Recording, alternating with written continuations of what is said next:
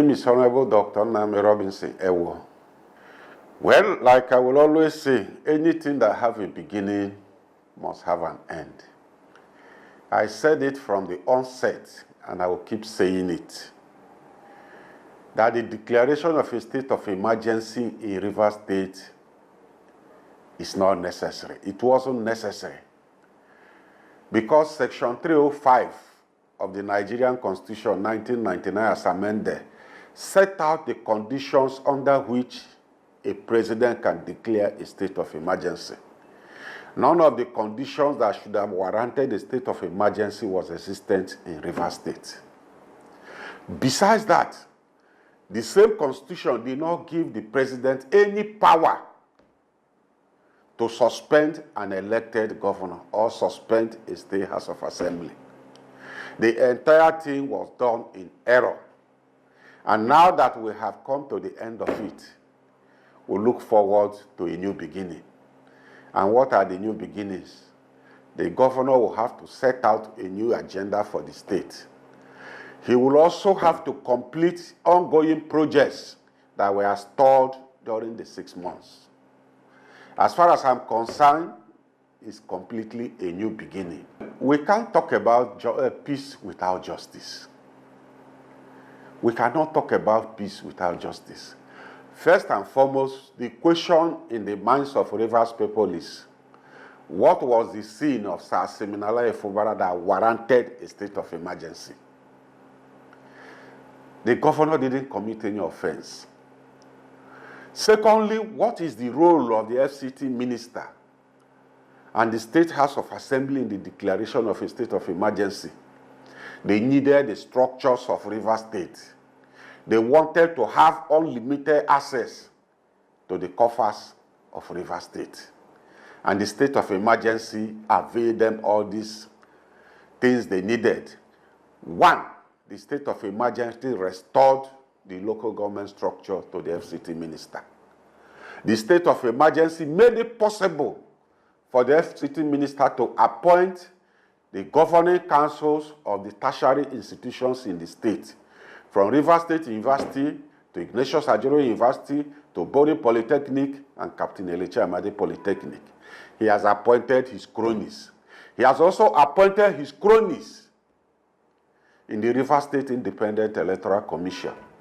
He has appointed his cronies in the Local Government Service Commission, Microfinance Agency, and several other boards, including Riwama, including UBEC. That is the only thing the state of emergency has done for Rivers people. The advantage, the benefit, is only the FCT minister and the State House of Assembly that has reaped it. As far as I'm concerned, Rivers people doesn't reap a single benefit from the state of emergency. If anybody have a contrary view, let the person tell Rivers people what they gain. As I speak to you, Rivers people doesn't benefit from the emergency. Yes, the governor is advocating for peace because he's an innocent man that doesn't do anything, doesn't commit any crime. And there was a high-level gang-up against him, from the president to the presidency, to the National Assembly, up to the Supreme Court. It was a gang-up to strip him of power.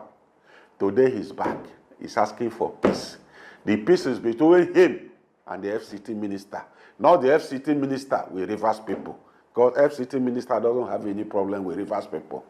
The peace is between him and the House of Assembly, who made it possible for a state of emergency to be declared here, and the president, who, ignoring the constitution, declared the state of emergency here.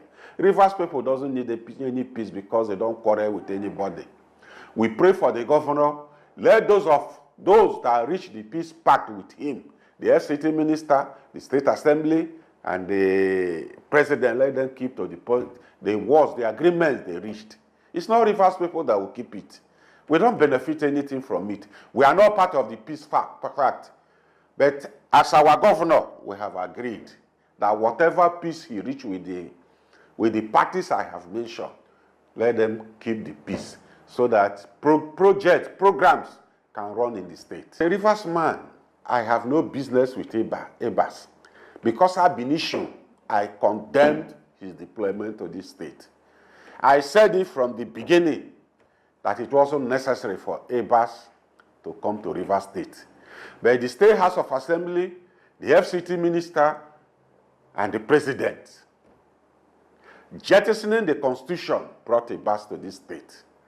The reason for which they brought him is only known to them and not Rivers people.